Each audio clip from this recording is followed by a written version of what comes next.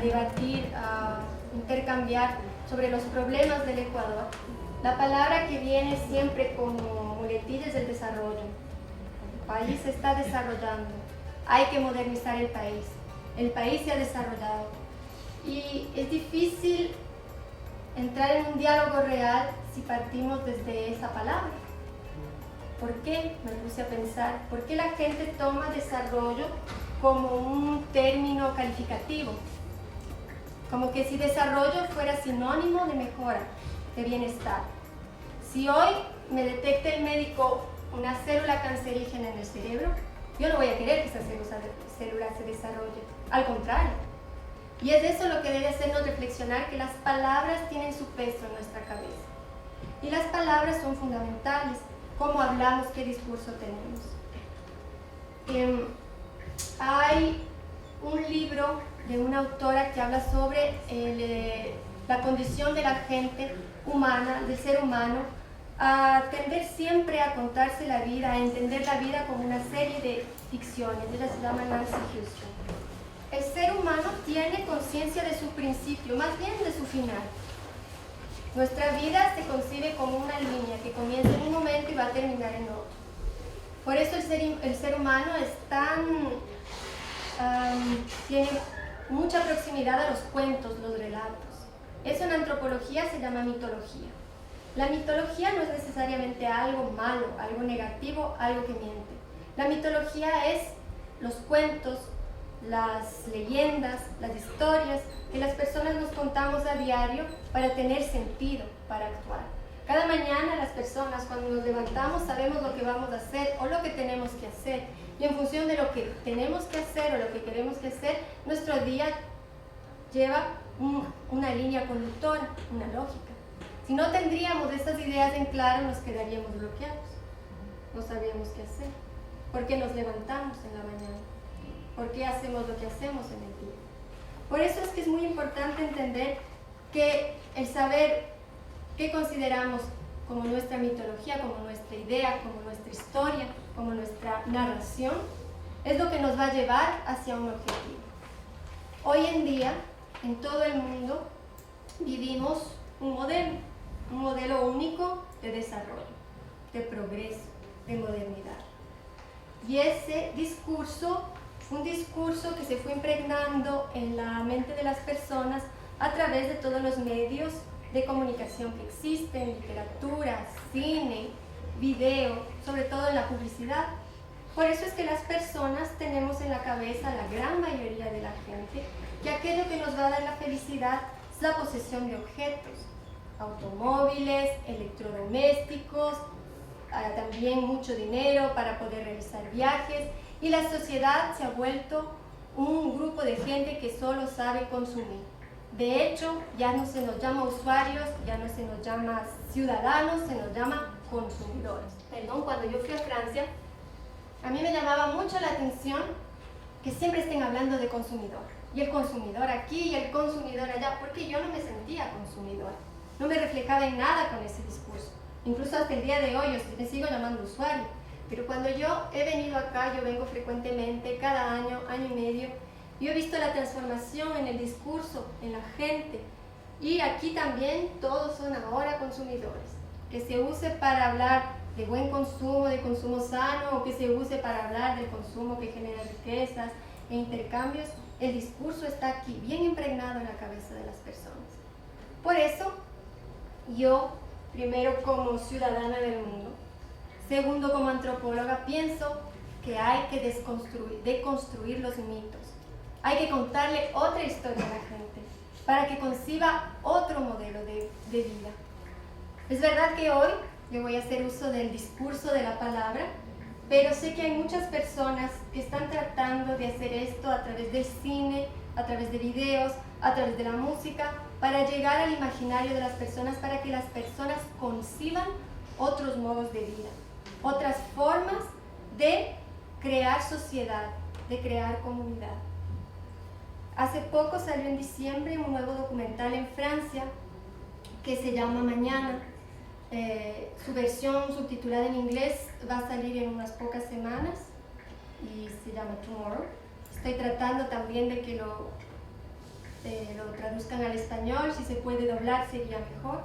En este filme parte justamente de eso. Uno de los realizadores durante 8 años dirigió un organismo no gubernamental que se llama Colibrí, en el cual se trata de llegar a la gente diciéndole todas las formas de vida distintas que existen en el mundo y sobre todo a nivel de Francia. En Francia, las monedas alternativas, la permacultura, la agroecología, los intercambios no mercantiles, la solidaridad, todo eso para que la gente tome parte activa en el cambio y se active. Sin embargo, en cuestión, yo estoy hablando de la sociedad civil, ¿no? Organismos no gubernamentales. Pero lo que pasa con los gobiernos, como pasa en el mundo, sucede en Francia, que sean de izquierda o derecha, las políticas desarrollistas son las mismas. Son antropocentristas, extractivistas, productivistas. Solo consideran el desarrollo, solo consideran la mejora en función de desarrollo, de progreso medido a través de dinero, intercambios comerciales. Por eso yo comencé esta muestra del documental con esa parte que es un extracto de 1972. Ya en 1972 tenemos testimonios de esos intercambios en donde la sociedad civil dice no estar de acuerdo con ese modelo. Y eso es algo muy importante, que es lo que quisiera yo tocar ahora. Cuando yo hablo con una persona de Latinoamérica sobre el primer mundo, sobre Francia, la reacción es siempre imaginarse, yo estoy en un país subdesarrollado con conflictos, yo tengo menos conocimientos, ellos están en otro nivel, son desarrollados, saben más, tienen universidades, están más sanos. No es así. El mundo allá es como aquí. Hay mucha sociedad civil que sufre las consecuencias de la modernidad. Por eso es que se activa, por eso es que se generan monedas alternativas, por eso es que hay tantos colectivos y movimientos de protección ambiental, porque la modernidad nos acecha. Yo vivo en zona rural, a 60 kilómetros de París. Cuando yo me instalé en Francia vivía a 25 kilómetros, estamos hablando de las afueras de París.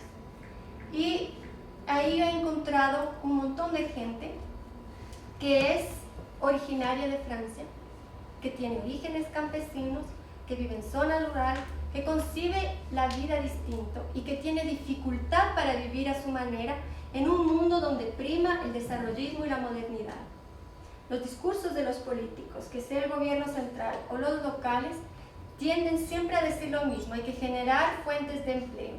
¿Y cómo generan fuentes de empleo? Pues construyendo centros comerciales enormes, donde matan los pequeños comercios, que hacen la vida local, que hacen realmente, generan los intercambios de la comunidad, simplemente sobre pretexto de que van a generar muchas más fuentes de empleo, cuando ha sido comprobado que eso no es cierto.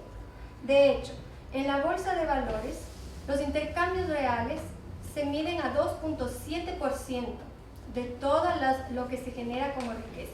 Más del 97% es solo relacionado a especulación. Y eso nos hace preguntarnos cómo funciona la moneda, cómo funciona el dinero.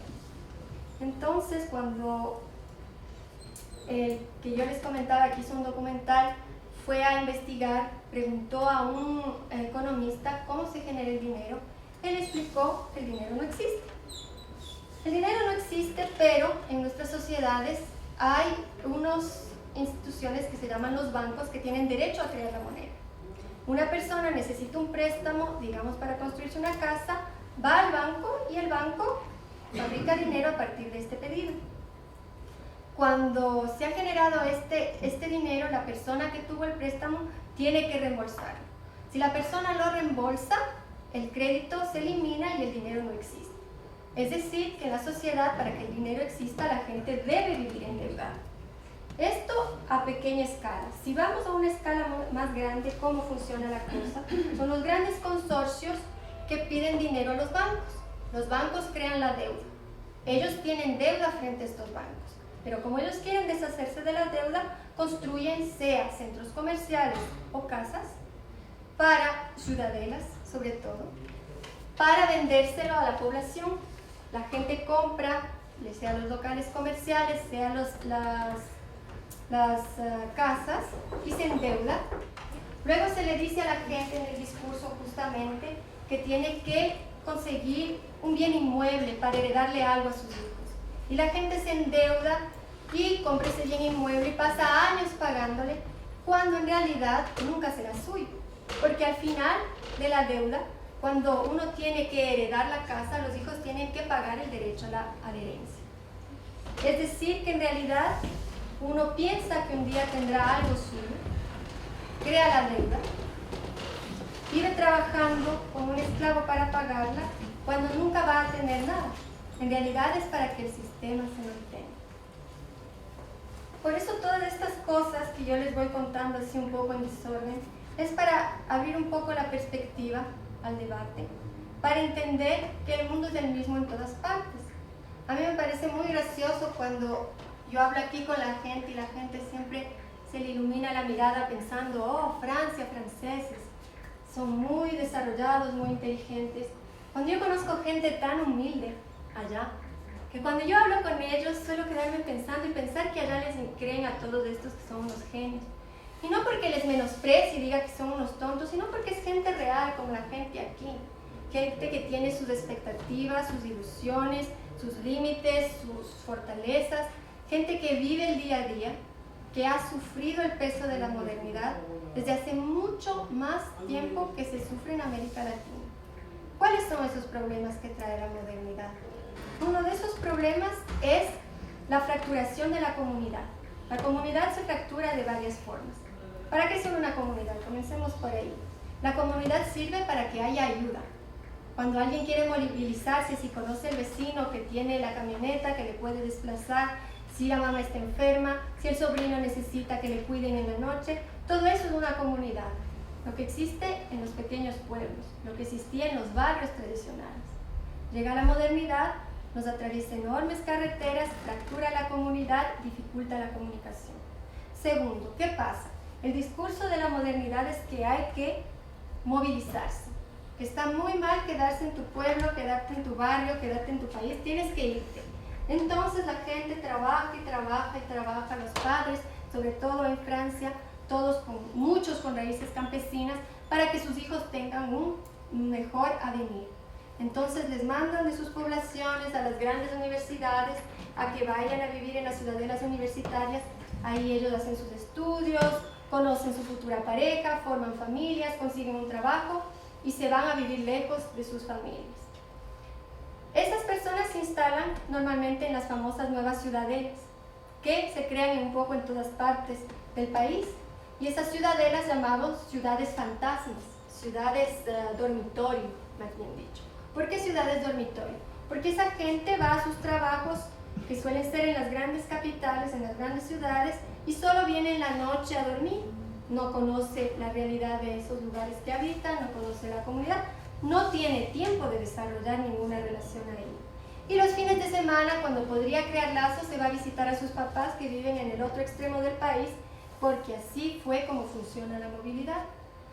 Esta gente que podía tener fincas, construcciones para sus granjas, que no necesariamente imaginemos es algo rico, no, son construcciones a la antigua con piedras, que necesitan que se renoven. Es gente que no tiene enormes recursos, pero sin embargo son patrimonios, tienen tierra, tienen naturaleza sobre todo, tienen árboles, tienen plantas salvajes. Esos espacios de terreno que podrían heredar sus hijos no les interesa, ellos ya hicieron su vida en otros lados. Así que cuando esa gente llega a la vejez o va al asilo o muere, esas propiedades se ponen en venta. ¿Y quiénes las compran? Pues los grandes consorcios que quieren construir esas ciudadelas y entonces arrasan con los bosques, arrasan con todo, hacen casas unas pegadas a las otras. Por supuesto, si plantan un arbolito quizás arrasan con árboles que tienen siglos y llenan de cemento. Van matando poco a poco así la vida de la comunidad. Y la comunidad no tiene derecho a decir nada, porque el poder es central. Ellos no pueden decir aquí no queremos. Lo dicen, ¿quién les escucha? Si hay que desarrollarse, hay que crecer. Entonces, uno se pregunta, ¿qué es lo que heredaremos a nuestros hijos? Toda esa gente, ustedes quizás algunos tuvieron la experiencia que cuando iban donde sus abuelos, podían correr en los campos, detrás de los árboles, no necesitaban pagarle eso a nadie, no sabían quién era el dueño. Pero la modernidad va haciendo eso, ¿no? Va construyendo muros, va poniendo cemento, ya todo tiene rejas, la circulación es peligrosa, los niños ya no pueden salir y las personas comienzan a perder eso que tenían en su infancia y no les pueden heredar eso a sus hijos. Y sus hijos crecen en ese modelo de ciudad lleno de cemento. Entonces, bueno, podríamos decir que todo lo que yo les cuento es muy romántico y que el mundo necesita desarrollarse, que el cemento es importante. Pues ahora mismo estamos viviendo las consecuencias de esa modernidad que arrasa con todos los árboles, que mata toda la naturaleza y llena de cemento. ¿Por qué? Porque el cemento refleja la luz solar, es decir, que participa el calentamiento global. El calentamiento global genera desarreglo atmosférico, es decir, que las lluvias y los fenómenos, todos los que conocemos, los vientos, los momentos de calor, se vuelven más intensos. Es decir, que una pequeña lluvia se vuelve tormenta. Cuando hay tormenta, los árboles hacen que el viento reduzca su velocidad. Si talamos los árboles, ya no hay esa reducción, el viento es más fuerte. Las aguas no filtran, el cemento no es permeable. La tierra absorbe el agua y esa agua filtra. Una parte se queda para nutrir a todas las plantas y todos los alimentos si hay cultivos, sino para que siga el bosque saludable. El resto filtra a las capas inferiores de agua y el ciclo del agua continúa y evitamos las sequías. El cemento no hace eso. El cemento provoca inundaciones. En Europa hay cada año inundaciones impresionantes debido a la modernización que ha urbanizado todo. En el otoño del año pasado hubo una gran inundación en la ciudad de Cannes, donde hay el Festival de Cine, donde murió mucha gente. Ustedes pueden buscar en internet, hay videos que gente muere. ¿Saben por qué muere la gente?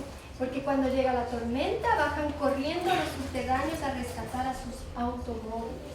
Y por rescatar a sus automóviles esa gente muere ahogada, porque nadie espera que el agua suba tanto. Y no solamente porque hay cemento, sino que además en la antigüedad la gente vivía más relacionada con la naturaleza. Es decir, sabía que si uno construía su casa cerca del mar o cerca de los ríos, corría riesgo de morir en inundación, de perder todos sus bienes o de morir.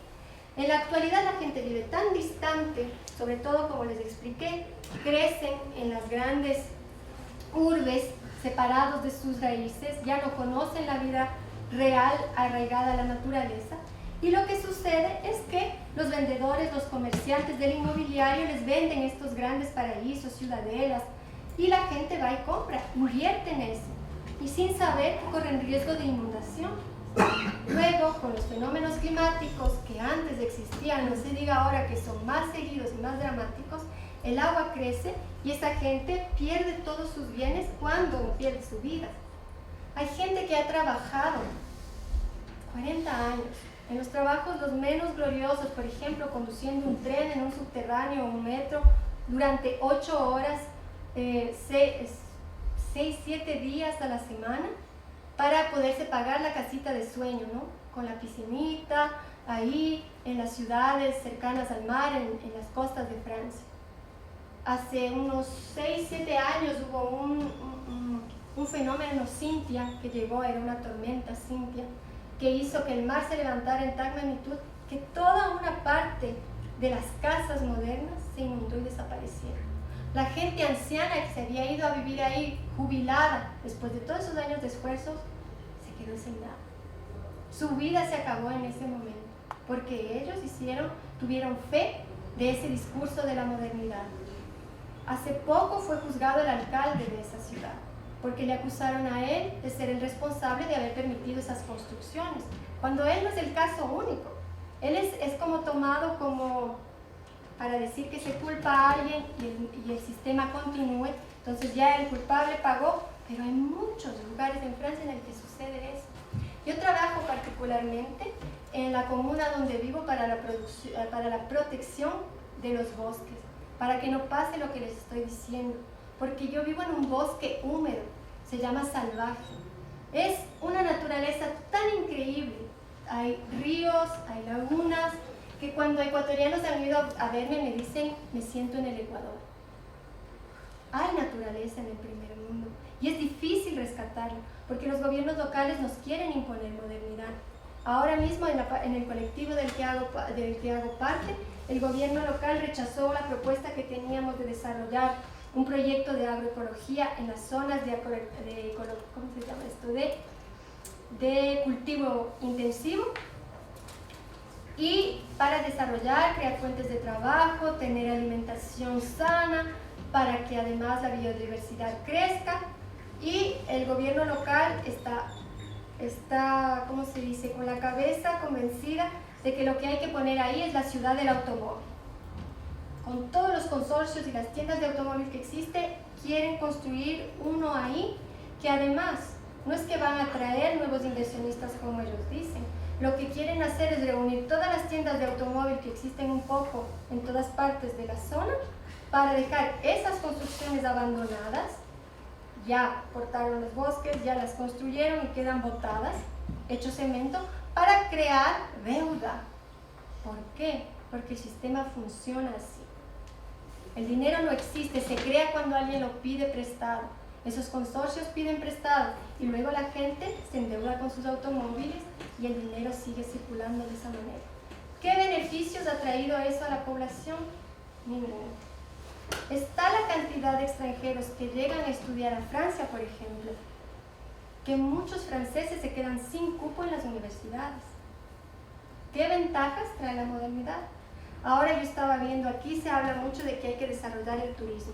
Y hay unos spots publicitarios magníficos, donde vemos toda esa naturaleza que está siendo sacrificada para que crezca el Producto Interior Bruto. ¿Y cómo entendemos el turismo? El turismo es simplemente un mercado más, una industria.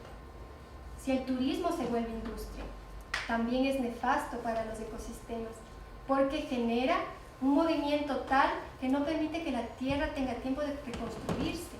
Hay sobrecarga de gente que camina ahí, de gente que utiliza, que deja desperdicios.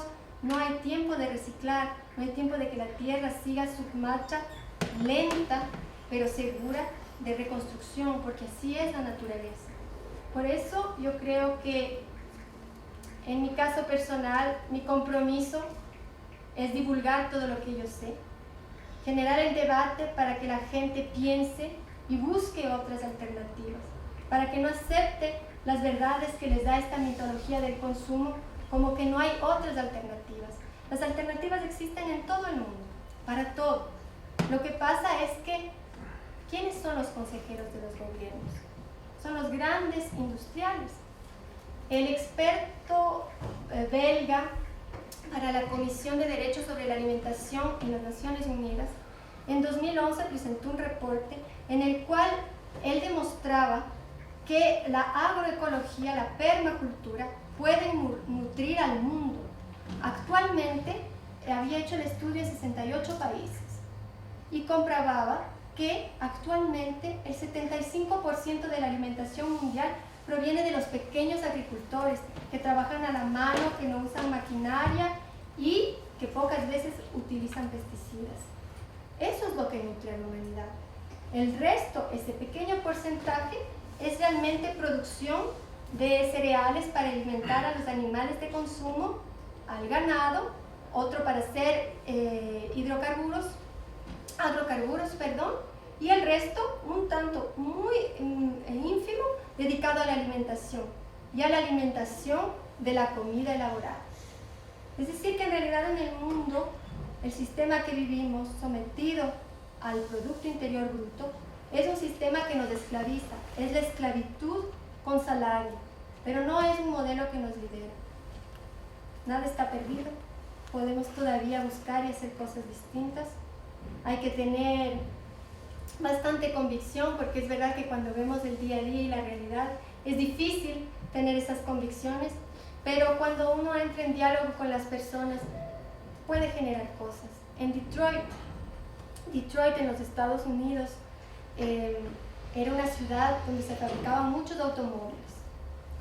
Como producir en el primer mundo es muy costoso, se fueron, como se van todos, a la China y a los países donde la protección para el empleado, los obreros, son mínimas o nulas y se cerraron todas esas empresas.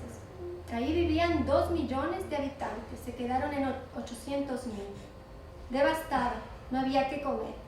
Los pobladores se pusieron a plantar y hacer jardines orgánicos. Y cuando fueron entrevistados dijeron que si tomaron esa iniciativa es porque sabían que nadie vendría a ayudarles. Lo único que ahí les quedaba era la comida rápida, la comida para los jóvenes, como dicen ahí. Hoy en día son 10% de la población, pero ellos tienen la ambición de llegar a ser el 50%, por lo menos 51% inclusive hablaban, de producir su propio alimento, es decir, producir el alimento en Detroit para la gente en Detroit. Y hacen, además de esto, invitan a pobladores, a los niños sobre todo, para educarles, para que entiendan que hay que alimentarse bien y para que tengan gusto, porque no existe un solo niño que al meter las manos en la tierra, al plantar una semilla, al regar una plantita, no entienda lo que es la vida y no encuentre satisfacción en hacerlo. Ahora me voy a detener para ver si hay preguntas o comentarios. Yo tengo una pregunta. A ver, ¿Cuál sería el primer paso que debería dar una comunidad, en el caso aquí, para simplemente, por ejemplo, quiero alejarme del sistema y quiero dejar de usar la moneda? ¿Cómo podría empezar? Esa es una buena pregunta. Les voy a hablar, voy a responder a tu pregunta con una anécdota o con un hecho real. En las naciones, ¿cómo se llama? El Reino Unido, en Inglaterra, existe una ciudad que se llama Totnes, si no me equivoco, donde se creó el movimiento de las ciudades en transición. Rob Hopkins, creo que se llama, es el fundador de este movimiento. Es un hombre joven, quizás tiene 40, no sé cuántos años tiene, pero se le ve bastante. No se le ve tan joven como de 20, pero todavía es un hombre joven. Él es muy simpático porque él cuenta que cuando acabaron los estudios, él con sus amigos se dijeron que todo lo que habían estudiado no les iba a ayudar a sobrevivir, que tenían que aprender a alimentarse y que no podían ser los únicos. Así que se pusieron a pensar, ¿cómo hacemos para que la gente asista a un debate con nosotros? Si les hablamos de los peligros ambientales, no van a venir. Si les hablamos de la falta de trabajo, no van a venir. Y si hablamos de cerveza, y ellos crean ellos comienzan fabricando cerveza localmente y haciendo intercambio a través de quesos y cerveza, y viene la gente. Pues a través de ese grupo que se va creando, ellos generan este movimiento de las ciudades en transición y se dicen, ¿por qué no crear nuestra propia moneda? Así que convocan a un panel de expertos y les dicen, ¿qué pasa si nosotros creamos nuestra propia moneda? Y los expertos les dicen, no sabemos, hagan y vean. Entonces ellos crean su propia moneda.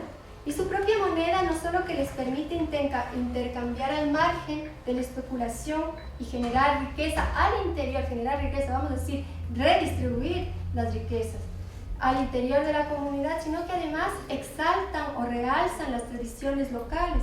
En su caso, por ejemplo, tenía un billete en el que estaba David Bowie. Y él decía que era mucho más cool, mucho más chévere que tener a la reina de Inglaterra. Y la moneda funciona, él es muy simpático cuando él habla en las entrevistas, lo pueden encontrar en internet, él es muy entrevistado, ¿no? Y él, Robert se llama ahora que lo pienso, él se ríe y dice, háblame de expertos, no sabía. Hay una experiencia más cerca del Ecuador que existe en el Brasil, en una comunidad que se llama Las Palmeras o Las Palmas, no estoy segura. Pero su moneda se llama Las Palmas. Y este es un sacerdote que llega a esta comunidad muy joven. Era una comunidad que vivía antes de la pesca en una costa, en el Brasil. Cuando la modernidad llega, hay que limpiar la costa para construir todos los resorts y los hoteles. Y entonces esta comunidad de pescadores la ponen al interior a morirse del hambre. El nivel de pobreza era altísimo. Cuando llega este sacerdote, se da cuenta de que todas las compras se hacían al exterior de la población. Entonces se le ocurre generar esta moneda local que funciona de la siguiente manera.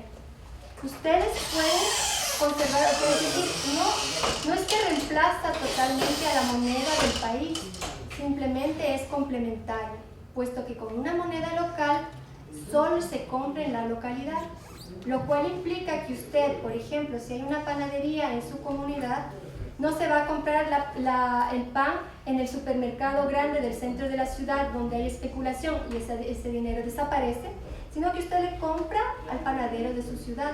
Y ese dinero que él va a invertir en, por ejemplo, pagar para comprar los materiales de higiene, qué sé yo. Y así, toda la pobreza que existía porque nadie compraba nada en esa comunidad, comienza a generar una estabilidad. La gente no está buscando ser rica, tener grandes propiedades, pero no está viviendo la miseria. Eso es un primer paso en lo que se llama, en lo que tiene que ver con la moneda local. ¿Otra pregunta? Sí. Una parte importante de tu presentación, tú enfocas la pérdida de la comunicación en la sociedad, ¿no? Pero parte de eso nosotros queríamos globalizarlo, pero la ideología no nos permite que el discurso lo interpretemos de igual manera. Pues en uno de los videos que tú presentas dice riqueza o pobreza, como concebimos de acuerdo a nuestro cosmos, de acuerdo a nuestro mundo, ¿no? Claro, para nosotros de acá riqueza, como tú lo mencionas, tener carros, tener casa, pero vemos que para la comunidad en la Amazonía, riqueza es una felicidad, una estabilidad a través de la naturaleza y todo. ¿Cómo poder comunicarnos sin tener esa carga ideológica? No creo que podamos o lo podemos hacer, hablando discursivamente. Entonces, en ese sentido, siempre uno queda de que uno concibe algo que lo dicen para cada uno de nosotros, de acuerdo a nuestra ideología, viene la interpretación. Entonces, esta modernidad también nos está bloqueando los conceptos, los referentes y, de hecho, la comunicación, ¿no? Sí, es algo muy difícil de romper por experiencia propia. Por ejemplo, el hecho de estar frente a ustedes es una posición privilegiada, porque yo tengo ahora la palabra y tengo derecho a hablar, pero cuando uno está en el público o cuando está en una conversación cualquiera es más difícil. Es seguro que es más difícil porque no es la misma escucha. Yo ahora estoy aquí, soy la que tiene el discurso, ustedes han venido a escucharme y entonces hay, querramos o no, una cierta jerarquía. La maestra de ceremonias soy yo, pero no es siempre el caso. No es siempre el caso y no siempre los públicos están tan a la escucha.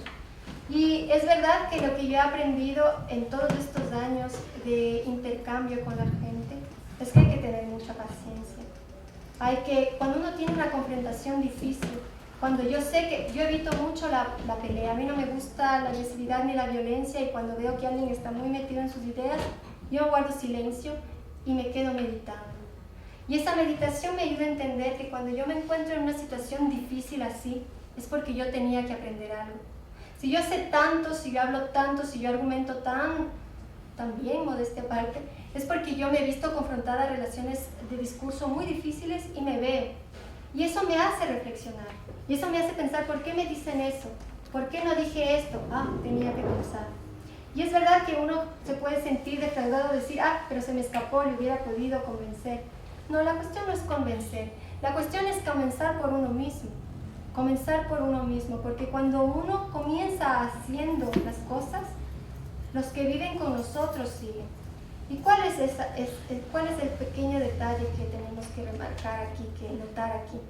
Es que en general queremos llegar como héroes a cambiar el mundo, así, ¿no? Y decimos, voy a cambiar mi barrio, voy a cambiar mi país.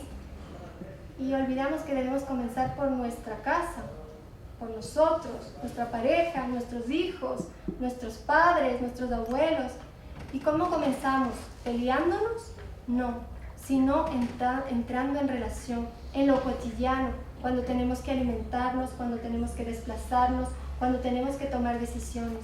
Y eso después tiene que seguir directamente con la comunidad. Cuando logramos comenzar de lo pequeño, podemos llegar a lo macro. Si tenemos la pretensión, la ambición de cambiar el universo, de cambiar el país, vamos a fallar porque no es así como pasan las cosas. Tenemos que ir de a poquito y tener paciencia. Y eso, cuando comenzamos de a poco, contagiamos a la gente. Es algo mágico. De momento en que escuchamos, la gente se siente escuchada. Y entonces le caemos simpática. Y como le caemos simpática, comienza a prestarnos oído, a mirarnos. y a veces sucede el contagio. No es tan fácil, insisto, pero sé que si comienzo a ser negativa y solo a poner peros, no estaría aquí hablándoles, ¿no? Estaría muy deprimida porque es muy triste cuando ustedes habitan en un lugar fantástico, donde hay bosque, donde los pajaritos cantan y ustedes sienten la opresión de que la modernidad puede un día venir y arrasar con todo eso. Otra pregunta. Yo tengo más que una pregunta por esta reflexión que tú haces sobre el tema de la moneda. ¿Sí? O sea, no me parece tanto que sea de crear una moneda que sustituya otra moneda o que aparezca, ¿no es cierto? Porque el tema creo que es un poco más profundo, ¿no es cierto? Es un tema de relación, ¿sí? Es decir, como decía Carlos Marx, no es la máquina la mala, ¿sí? Es la relación que hay entre el obrero y el dueño de los medios de producción. O sea, de entrada hay ya una lógica de explotación, de hacer daño al otro, ¿sí? Entonces, a mí me llama siempre la atención, por ejemplo, ¿no es cierto? Los franceses, los alemanes, a nivel de la academia, proponen ver al otro, ¿sí? Ver al otro, todas estas filosofías de la otredad, ¿no es cierto? Y lo que pasa a nivel pragmático es que, por ejemplo, las academias del mundo ponen un ranking, ¿sí? Un ranking universitario, en el que se está midiendo, ¿sí? Cuantitativamente lo que tú haces, lo que tú produces, ¿no es cierto? Y son los mismos intelectuales que hablan sobre el otro, que promueven aquello, ¿sí? Entonces nos meten en una lógica, ¿sí? En la que suenan lindas las palabras, ¿no es cierto? Yo hago una moneda diferente y vamos a hacer una moneda diferente entre todos nosotros, ¿sí? Pero la relación no va a cambiar, ¿sí? O sea, es más profunda la cosa, ¿no es cierto? Entonces, mira, nos han puesto aquí en las universidades, ¿sí? A buscar como locos, ¿sí? ¿Dónde publicar? ¿Sí? Y a uno le cuesta publicar, le cuesta plata publicar, ¿sí? ¿Y por qué? Porque para ascender de categoría, ¿sí? Tengo que tener 5 artículos indexados, publicados. Entonces, mira, son discursos que salen, ¿sí? Que de una o de otra manera parten de la academia alemana, de la academia francesa, ¿sí? De la academia norteamericana, en la que precisamente están pensando en el otro. Entonces, ¿el otro cómo? ¿El otro en qué relación? ¿El otro explotado? ¿El otro como igual? ¿Sí?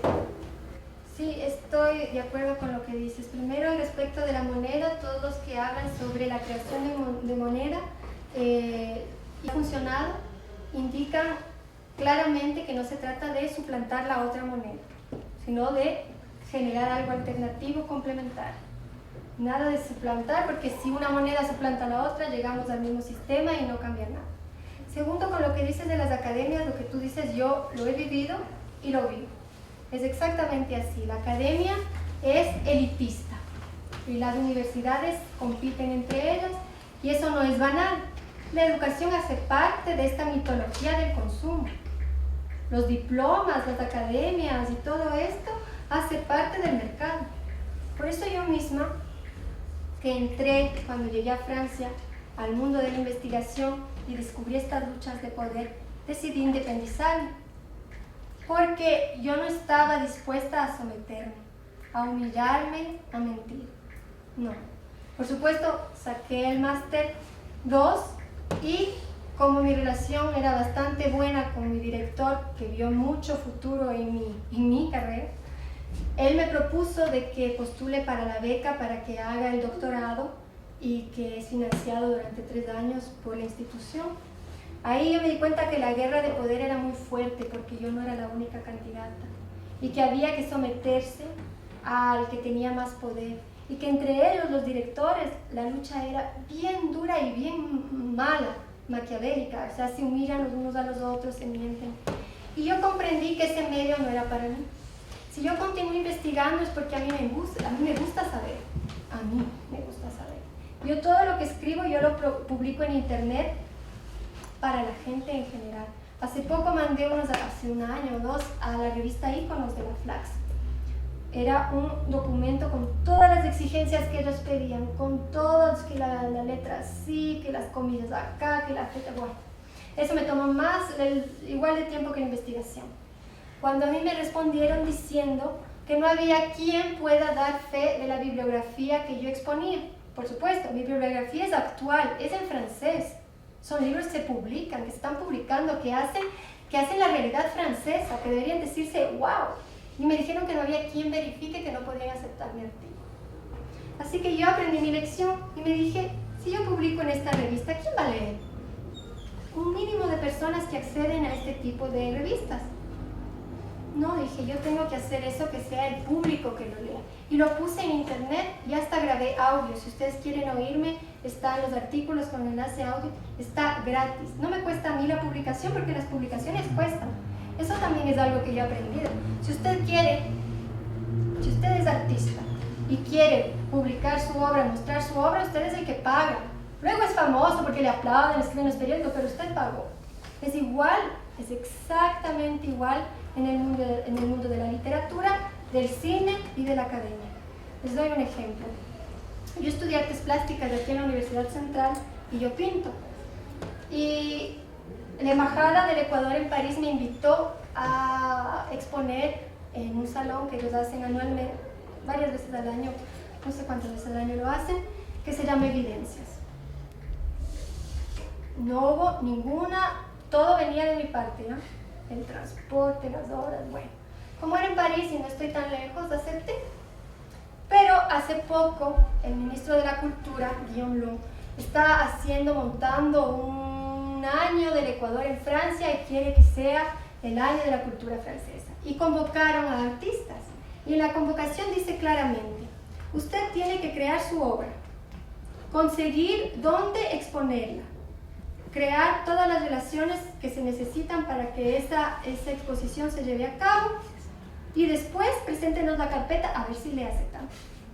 Y después usted asoma como... Yo conozco gente que son artistas de allá, que ahora son muy famosos.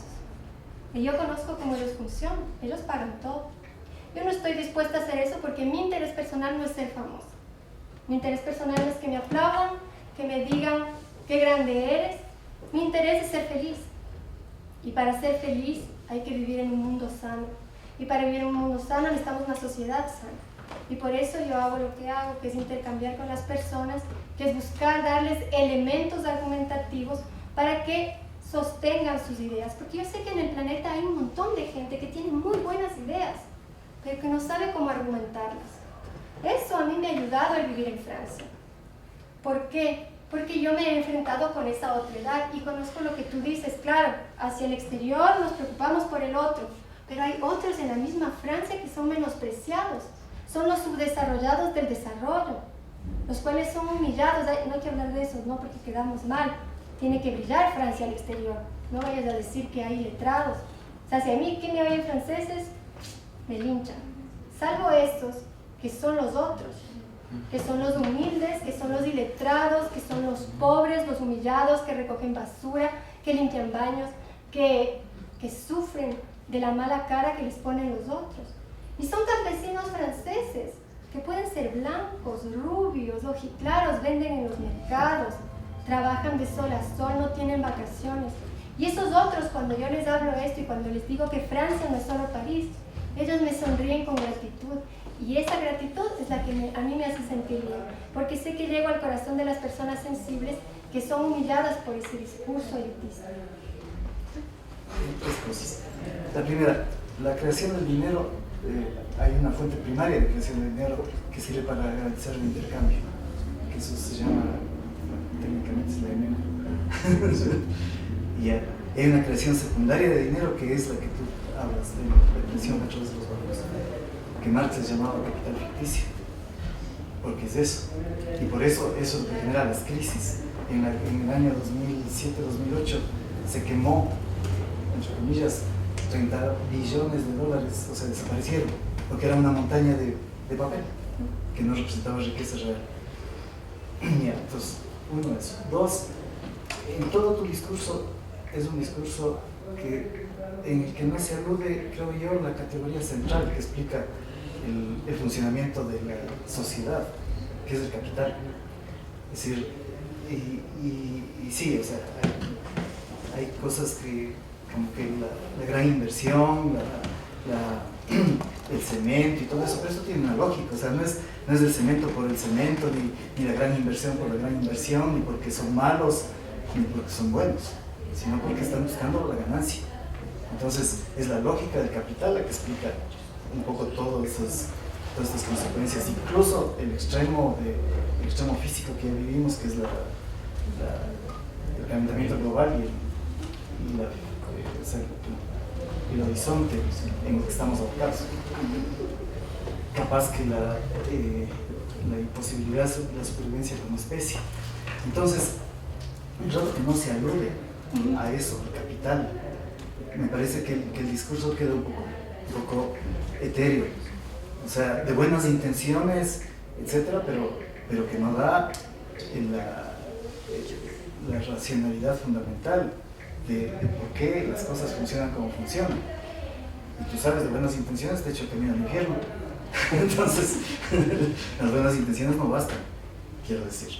Asimismo, en tercer lugar, las experiencias que hay alternativas que a mí me parecen súper rescatables, tú has mencionado algunas, existen por supuesto muchas más, pero siguen siendo eso, experiencias que se mantienen en el margen.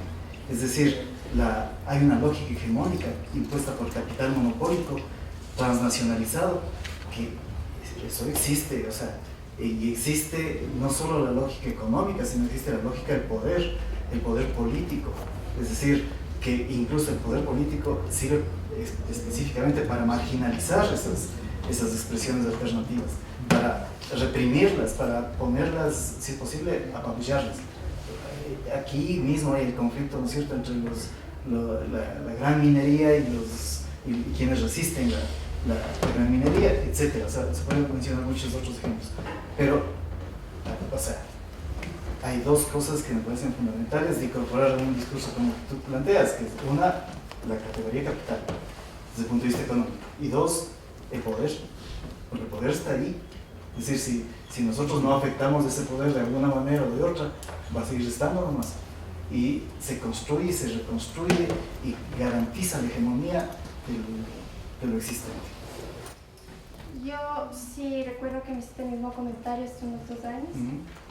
Y la verdad, si yo no utilizo esas categorías, no lo hago conscientemente.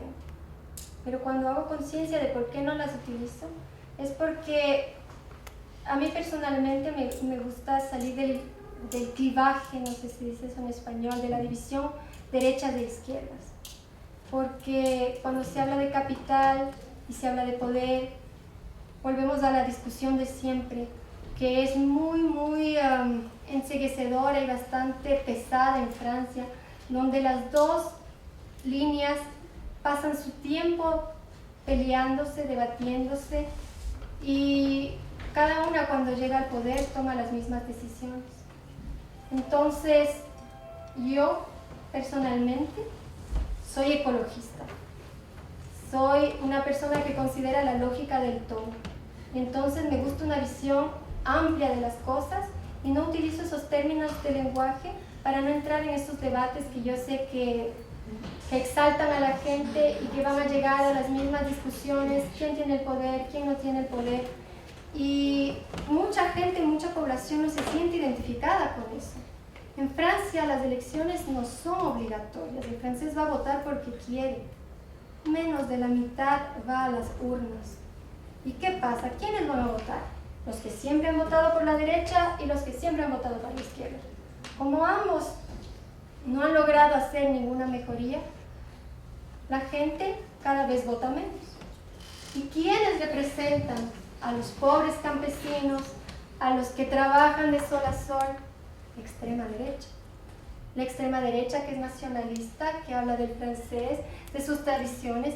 Entonces esa gente acude a votar y por eso la extrema derecha sube un montón en las estadísticas cada vez que hay elecciones.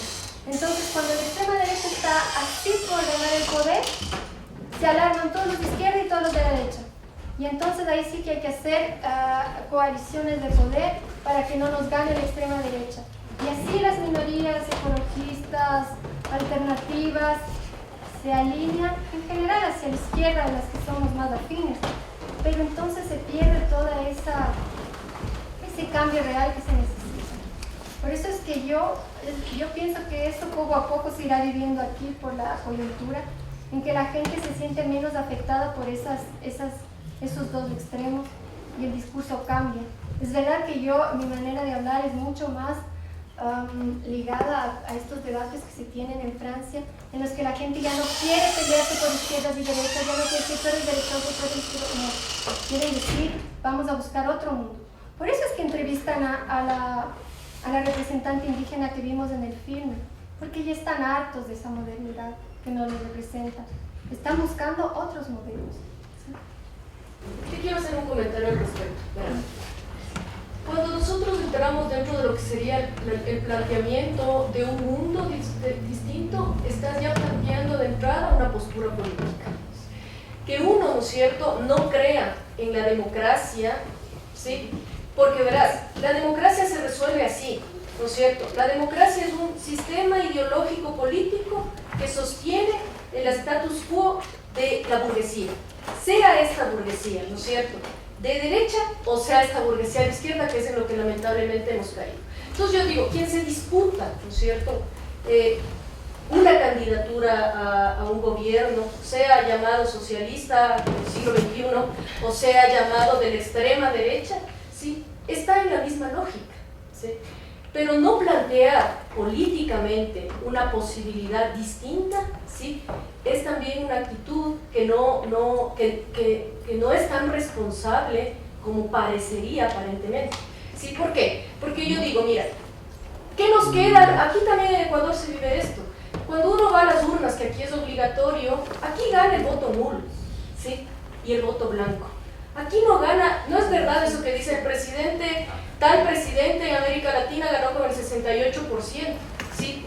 Pero no se toma en consideración el 68% de los votos válidos, que había sido solamente de un 30% de la población real, ¿sí? Entonces, eso es una estafa, ¿sí? Es porque la gente ya no creemos en esa, entre comillas, politiquería que nos está llevando a la destrucción. Pero de entrada, plantear algo, ¿sí?, un nuevo mundo, es una postura política, ¿sí?, que no le corresponde a un membrete. Hemos visto lamentablemente en nuestros países y en el mundo que la derecha y la izquierda, ¿sí?, de la democracia, ¿sí?, solamente están para servir a los intereses de la burguesía. Entonces, claro, eso sería mi comentario también, ¿no es cierto? Claro, estaba pensando en la declaración cuando este representante de las Naciones Unidas presenta su reporte en el que se decía lo que les comenté, que el 75% de la alimentación está hecha por los productores pequeños campesinos. Él decía, le preguntaba el que le entrevistaba, ¿cómo es posible que si uno sepa esto, no se tome, cómo es posible que los gobiernos no cambien de modelo?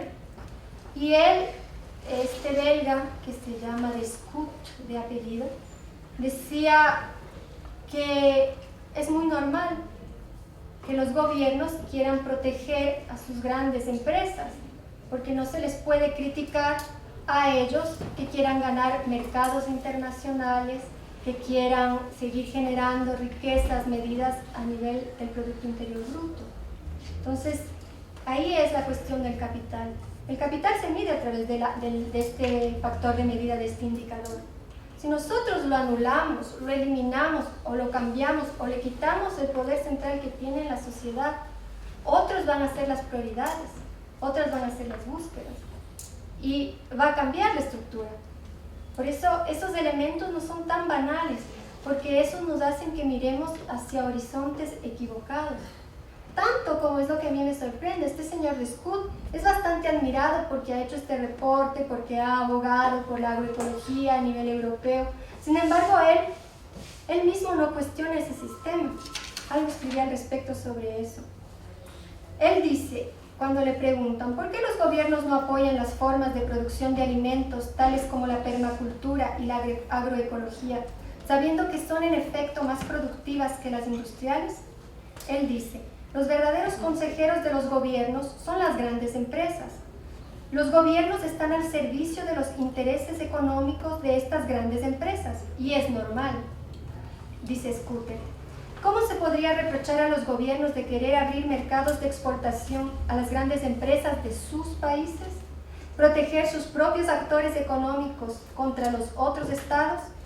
El problema, dice Scooter, es que esto es contrario a lo que las exigencias democráticas plantean. Yo reflexionaba y escribí. En realidad no hay un solo problema, como dice Scooter. Hay varios. El modelo actual engendra guerras porque es un modelo basado en la guerra, en la competencia, en la lucha por ganar mercados, para vender sus productos y por producir a bajos costos. No hay que olvidar que es gracias a estos actores económicos a lo que generan esas empresas que resulta el Producto Interior Bruto. Es decir, que se catalogan a las naciones como ricas y pobres. El que más destruye, el que más extorsiona, el que más contamina, enferma, hace daño, es considerado el más rico. Es por eso que vivir en un país desarrollado no es garantía de alimentarse sanamente, gozar de salud, vivir en paz, sin riesgo a guerras ni a violencias, hay atentados terroristas. Por todo esto, es definitivamente necesario redefinir el concepto de riqueza, plantearse otros indicadores económicos, otras prioridades y contar una nueva historia a la humanidad para que viva distinto, cambiar la mitología. Bueno, es indudable que estamos frente a un problema civilizatorio. Si no se puede pensar en una sociedad que crezca de manera ilimitada con recursos que son limitados, eso es un contrasentido. ¿Cuál es, en definitiva, la pregunta sería, ¿cuál es la solución? Uno se plantea, bueno, cambiar el concepto de bienestar, pero eso tendríamos que hacerlo todos. Y entonces, actividades como la que tú haces te dan satisfacciones personales y seguramente dan también satisfacciones a tu entorno más inmediato. ¿Qué efecto tienen esas actividades hacia el resto de la sociedad para que caminemos redefiniendo el concepto de bienestar? Bueno, yo creo que hay que tenerle fe al efecto de contagio. Hay que contagiar. Podemos ser positivos y decirnos, si este modelo era chiquito y partió de una premisa pequeña y ahora se expandió tanto, ¿por qué no podríamos creer en que lo distinto funciona?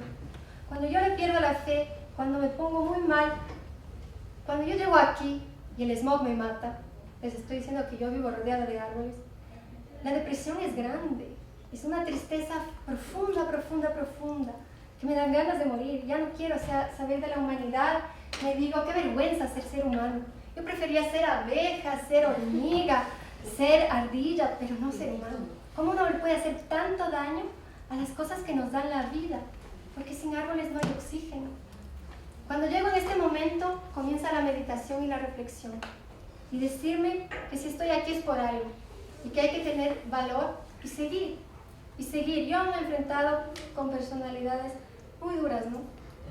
Y sigo de pie. Yo me enfrento inclusive con la Academia Francesa, porque no estoy de acuerdo con ese modelo.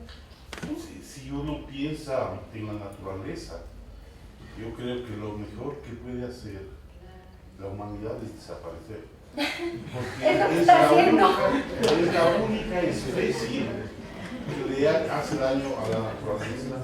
Si es que el ser humano desaparece, yo creo que la naturaleza iría mejor.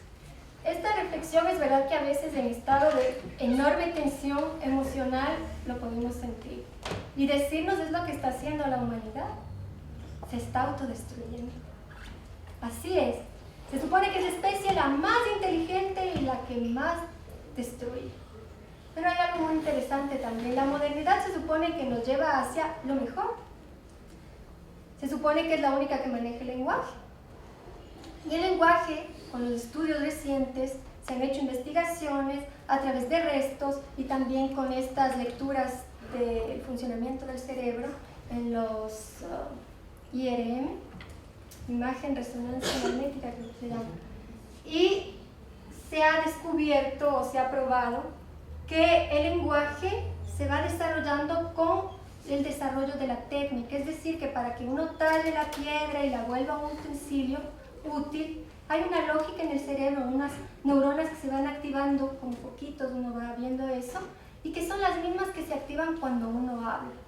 Entonces el uso de nuestras manos, el uso de nuestro cuerpo en la cacería, en la recolección, en todo esto que hacen las comunidades humanas de los principios de nuestra especie, eso hace que uno vaya evolucionando en el sentido del lenguaje, de hablar, de crear cosas. Hoy en día, ¿qué hace el ser humano con la tecnología moderna? Utiliza un dedo. Va al centro comercial. Es lo mínimo que hace. Entonces es cierto que hay un puñadito de gente que sigue ahí con la cabeza rompiéndose para hacer robots, para hacer máquinas. Quizás ellos les funcionará todavía todas las neuronas. ¿Qué pasa con el resto de la humanidad? Ve novelas. Hay un empobrecimiento total de esa actividad, porque la actividad, es verdad que el ser humano se vuelve inteligente cuando hace con sus manos. Y eso es una cosa que sería bueno decirle a muchos ministros. Hace un par de años estuvo Guillaume Long, que es actual ministro de la Cultura, antes era el cazador de cerebros. Y estuvo con René Ramírez del CENESID en París, dando una conferencia a todos los que estábamos ahí gozando de la dicha de volvernos genios contagiados por la sabiduría francesa. Y nos daban todas las cifras y nos decían eso, ¿no? Que quieren cazar cerebros y que quieren gente inteligente. Me hubiera gustado decirles, no lo hice, porque yo me fui antes del debate, que justamente el que cultiva la tierra, el que usa sus manos, está desarrollando una capacidad genial, porque no está solamente memorizando unos dibujitos así en el papel que son casi todos los mismos, en un mismo formato, sino que además que usa todo su organismo, está en contacto con realidades distintas, olores, colores, experiencias, y eso hace que un montón de neuronas se estén conectando con el resto del cuerpo. Se está utilizando toda la inteligencia del cuerpo. Entonces, eso, ¿por qué digo que me hubiera gustado decirle? Porque ellos nos plantearon la política que están haciendo aquí. Toda esta política que en Francia, cuando estoy en debates franceses, se critica el sistema francés, porque en el rating está por lo bajo, porque los franceses no crean nada, porque tienen miedo, porque tiemblan, porque desde pequeños les oprimen, no les dejan opinar. Si no están de acuerdo con la profesora, se salen del sistema, fracasados. Hay centros psiquiátricos para los maestros y maestras de la educación nacional. Y eso es como muy normal, ¿eh? Usted va a dar clases y usted se vuelve loco, hay que curarlo. El sistema está mal en Francia. Está tan mal que ellos buscan alternativas y fueron a ver el sistema finlandés. También el sistema que hay en este pequeño país que se llama Bután, entre la China y la India. En Francia es el acabose, para ponerle como centro de discusión en este momento. Sí, bueno, me parece, sí, como decían aquí los compañeros, algunas cuestiones muy interesantes. Yo de origen soy ingeniera química, quizá seamos la profesión, digamos, históricamente causante de muchos males a nivel industrial, y me he acercado a la cuestión del medio ambiente como profesión también.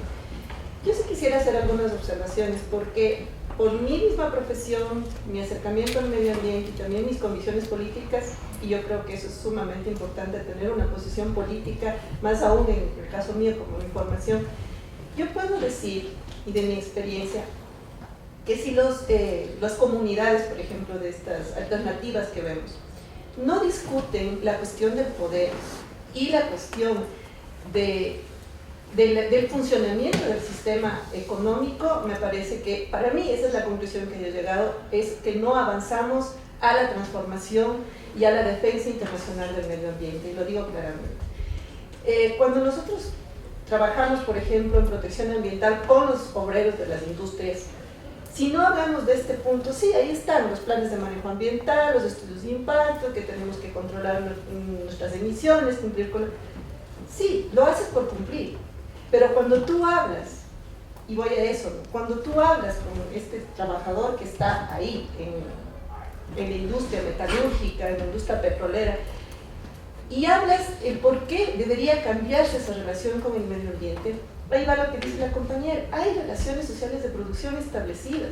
Él dice, yo no quiero contaminar, pero yo vivo de esto, yo trabajo de esto, yo trabajo con técnicos, petroleros, con compañeros en fábricas. Les decimos, a ver, o sea, yo siempre he ido de la parte de afuera. Entonces ellos dicen, miren, no es que nosotros queramos porque somos malos o la tecnología es mala, que queramos afectar el medio ambiente, hay una relación. Lo mismo pasa con el otro lado, o sea, yo creo que está bien todas estas cuestiones de la agroecología, yo las estoy tratando de estudiar y entender. Pero todo lo que nosotros como seres humanos hacemos tiene un impacto, no es que no va a tener impacto.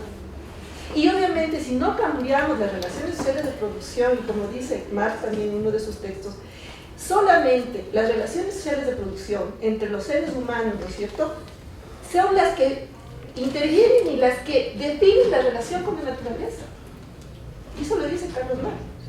Y si no, nosotros no entendemos eso, si no cambia esa relación sobre producción, sea en un sistema comunitario o un sistema de la gran empresa, creo que no vamos a proteger el medio ambiente. Esta es la conclusión que yo he llegado desde mi profesión.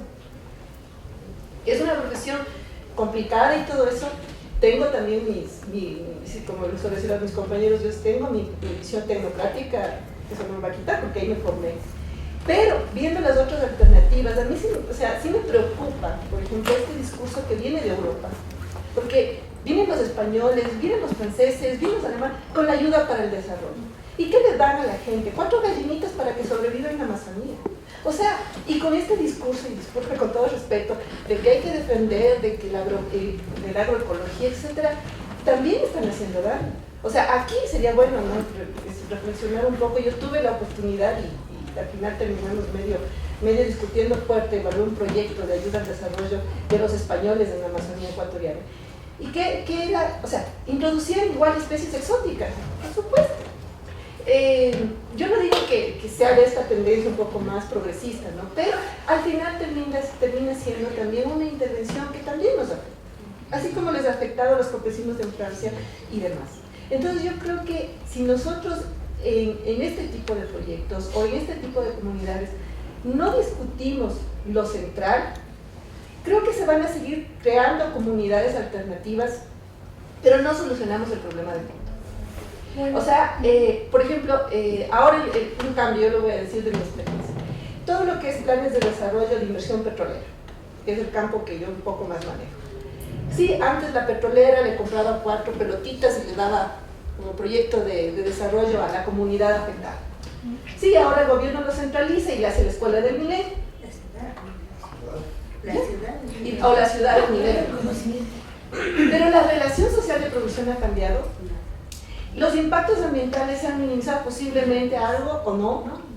La gente sigue siendo, no voy a poner la categoría pobre, porque yo también asisto a foros con compañeros indígenas y dije, ya, por respetar esa cosmovisión, digamos, pero otra cosa es mirar cómo vive la gente. O sea, yo no digo que se cambie el estilo de vida de la gente en la Amazonía, por ejemplo, su relación con la naturaleza, que debamos aprender, pero si tú analizas ya técnicamente hablando, por ejemplo, la muerte por enfermedades curables es altísima, niños con desnutrición, o sea, sin utilizar los parámetros de la riqueza, ¿no?, pero niños en condiciones que podrían vivir sin salir de su cosmovisión. O sea, yo digo, hay que buscar un equilibrio, ¿sí? Y construir, ¿no es cierto?, como tú dices, la comunidad en nuestro propio barrio, o sea, todo eso está perfecto, pero siempre nos atraviesa esto. Entonces, para mí, centralmente, viendo todas estas experiencias de los dos lados, conversando con trabajadores petroleros, con trabajadores de la minería, con los trabajadores de las fábricas de aquí, digamos, de las ciudades grandes,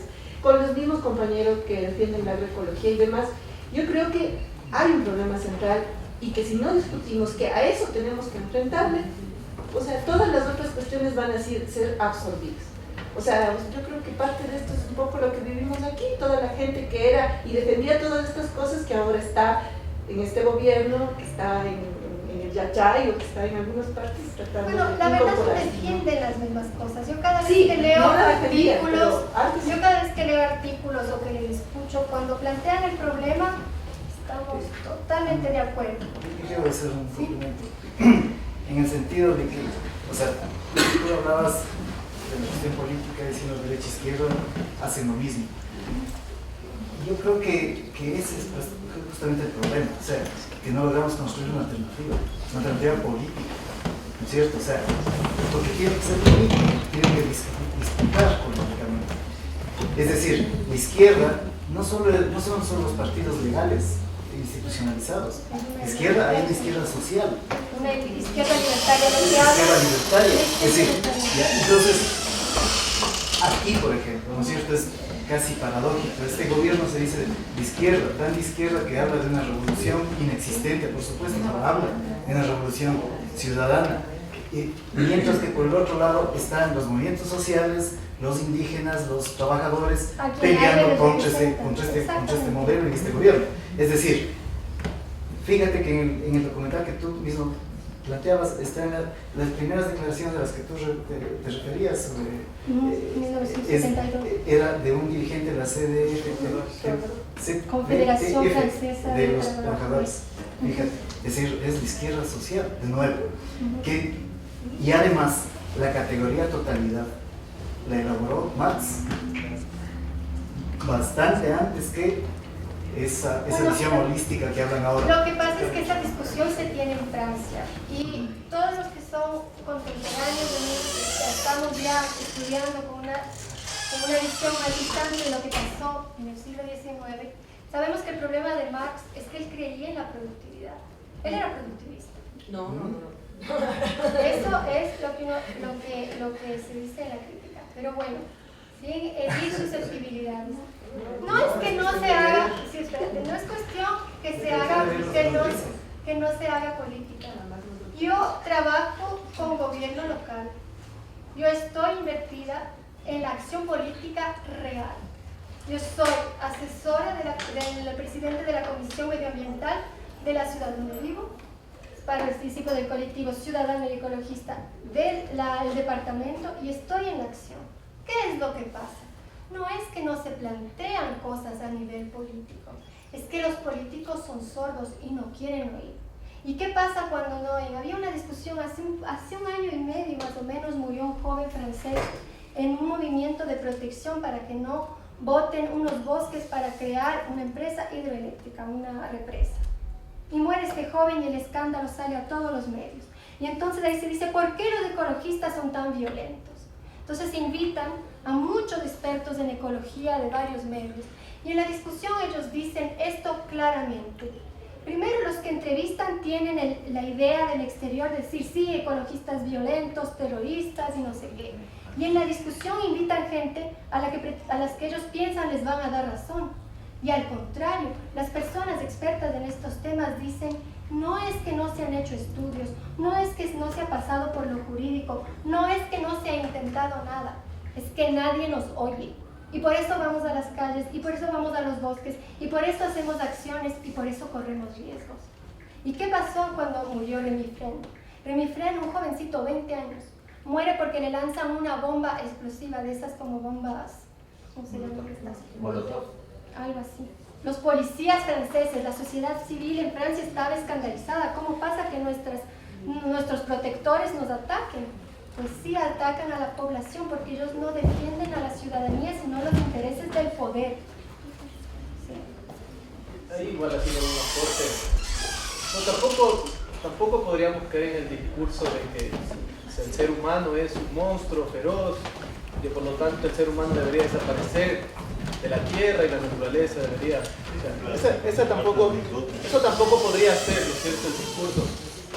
Porque al final el tema de la naturaleza también parte de la misma producción no planificada.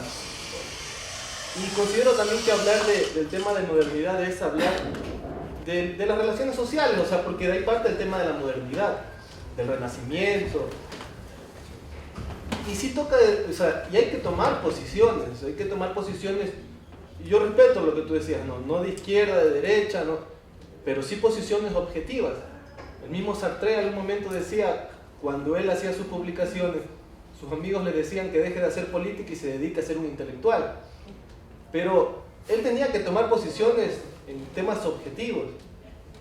Entonces, yo creo que también lo que se habló un poco más fue de modernización más que del tema de la modernidad, porque ahí parte de todo el tema de las relaciones sociales, del mismo cómo funciona el sistema, solo como un aporte. Sí, no, está bien lo que dices, pero estaba pensando en lo que tú decías. Yo no pienso que sea culpabilizante estudiar ingeniería química, porque cuando cocinamos hacemos química. La naturaleza es química. ¿Cuál es el problema? ¿Es la química? Hablábamos y discutíamos sobre que no tocamos el problema central. El problema central es la industria. Ese es el problema central. ¿Y por qué la industria? Porque somos seres humanos que deberíamos producir a escala humana, comer a escala humana, vestirnos a escala humana. La industria, su principal función es producir a gran escala para que los costos sean bajos, externalizando los costos. ¿Cómo se externalizan los costos? Contaminando, es decir, una empresa funciona con maquinaria, vamos a lo concreto. La maquinaria tiene motores que se calientan, esos motores hay que enfriar, entonces hay que estar cerca de fuentes de agua dulce, porque el agua salada nos destruye la maquinaria. Además hay que lavar, además hay que filtrar, por eso hay contaminación. Si nosotros hacemos esto a una pequeña escala, la naturaleza tiene tiempo de regenerarse, las cosas tienen tiempo de filtrar, las plantas tienen tiempo de hacer oxígeno. Pero si nuestro interés no es producir una necesidad, sino generar rentabilidad, vamos a producir a gran escala. Vamos a tener que vender y vender y vender y vender. Ese es uno de los problemas de la industria. El segundo es que la industria produce una sola cosa a la vez. No hay problema si yo produzco un automóvil que utilice petróleo, ¿por qué no? Si se daña yo le reparo, ¿cierto? Si yo soy una empresa. No, mi empresa solo produce ¿cómo se dice? La caparaza del automóvil. La mía solo hace llantas. Y entonces tengo que hacer solo eso toda la vida. Sí, ya no se necesitan más llantas, para poner este ejemplo. Mi empresa quiebra. Entonces, aunque sus llantas estén en buen estado, ustedes tienen que votar, porque si no, mi empresa no funciona. Mis empleados se mueren del hambre. Es esa lógica. Todas estas lógicas son las que hacen que el modelo no funcione. En realidad el plástico, ¿por qué no utilizamos el plástico para hacer cosas resistentes si es algo que no se deteriora en el tiempo sino en siglos? Deberíamos pensarlo mejor. En realidad, si lo pensamos tranquilamente, sin apasionarnos, podemos encontrar respuestas, porque el problema es que la humanidad no tiene un modelo a su escala. Es verdad que nosotros comemos y vamos a tener que quitar fruto de los árboles, fruto de la tierra, pero si nos llenamos la panza con todos los frutos, nos vamos a enfermar. ¿Qué es lo que está pasando? La población mundial no se muere del hambre, lo que está es malnutrida, tiene enfermedades. La mayoría de la población mundial muere por problemas ligados a enfermedades que se producen por la mala alimentación. Entiéndase mala alimentación, todo lo que es procesado, todo lo que tiene pesticidas. Además no hay una cierta armonía en la alimentación. Todo eso da cáncer al colon, cáncer al estómago, diabetes. Eso es lo que realmente está provocando. Cuando la gente tiene esas respuestas que tú dices, de decir, si no hago esto no tengo salario, si no hago esto me muero de hambre. Si hace esto en unos años usted va a tener cáncer. Una pregunta. Pero que sea la última, porque... Las tres y... Bueno, yo igual soy ingeniero químico como la compañera y ahora dirijo una escuela que se llama de gestión social en la Universidad Católica. He hecho todo el tránsito desde las ciencias duras a las ciencias blandas, las ciencias sociales. Y la razón por la que he hecho es porque siempre he encontrado, bueno, cada uno de nosotros interpreta la realidad desde su punto de vista y la profesión es un punto de vista muy limitado. Y a veces no nos escuchamos precisamente porque interpretamos la realidad muy desde nosotros mismos. Recuerdo, mientras comentaba, recuerdo algún comentario de algún presidente de la República que hablaba que era ingeniero. Un día dijo estos sociólogos vagos, que menospreciando recuerden eso, es decir, menospreciando. Por otro lado, aquí también hay gente de la parte social, en la politécnica, que está en medio de la técnica, ¿no es cierto? Pero creo que una actitud importante es primero tratar de mirar con los ojos de los otros, porque la verdad ninguno de nosotros tiene razón, solo vemos muy parte de lo. Yo encuentro que sí, y comentando otra cosa, que tu discurso de alguna manera puede ser marginal, de alguna manera, pero no hay que olvidar que los cambios vienen desde los márgenes. O sea, el cambio viene de los márgenes, desde el sistema no va a venir. Este sistema tiene muchos problemas y no va a venir desde el sistema, digamos, desde el mismo sistema el cambio. Entonces, eso es valioso. Recuerdo haber leído a propósito de Francia que más o menos un 10% o más de los 10% de los jóvenes franceses están en el campo ahora, regresando precisamente. Entonces, el movimiento ya no es tan marginal. Es decir, y yo creo, sinceramente, tomando el documental que tú mencionabas, creo que por ahí puede haber el futuro. Estaba recordando que la otra semana un hijo mío que estudia biología, que está en el último año, veíamos la televisión y daba una noticia que había muerto un grupo de personas. Y el comentario de él fue, qué bueno. Entonces mi primera reacción es, ¿qué le pasa? Dice, ¿por qué? Porque somos una plaga. El ser humano es una plaga que está destruyendo el planeta. Y la verdad es que tenemos que tomar conciencia de eso, eso es lo que estamos haciendo. Y lo que sí tengo todavía esperanza, porque hay gente, como ese 10% de los jóvenes franceses, o como tú, como algunos de nosotros, que todavía pensamos que podemos hacer algunos cambios, porque si vamos a este ritmo, el planeta, ustedes saben, ya no aguanta. Rápidamente necesitamos 1.6 planetas para sostener el nivel de consumo. Pero creo que todavía tenemos esperanza, me parece. Pero siempre y cuando nos escuchemos unos a otros y tengamos más abierto. Yo creo que esa discusión es muy interesante.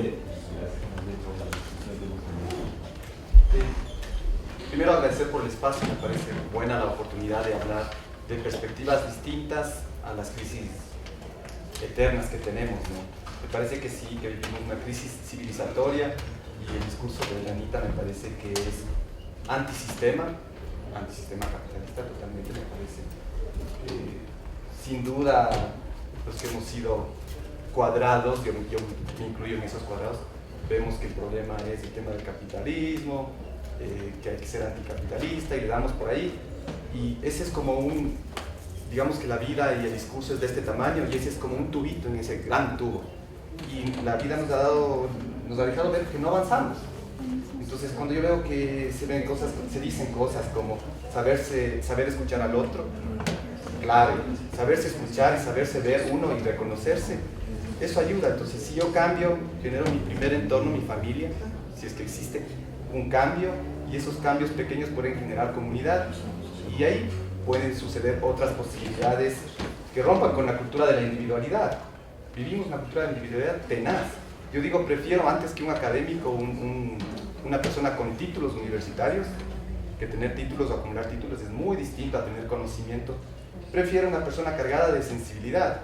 Cuando cojo la bici y me voy a Chaquiñán y me voy por las partes donde todavía hay población rural y la gente sale y te saluda así como un gesto de que ha sido colonizado brutalmente, porque a uno le ven y le saludan y como así me saludan y con una humildad y te dicen que quieren un vasito de agua, así.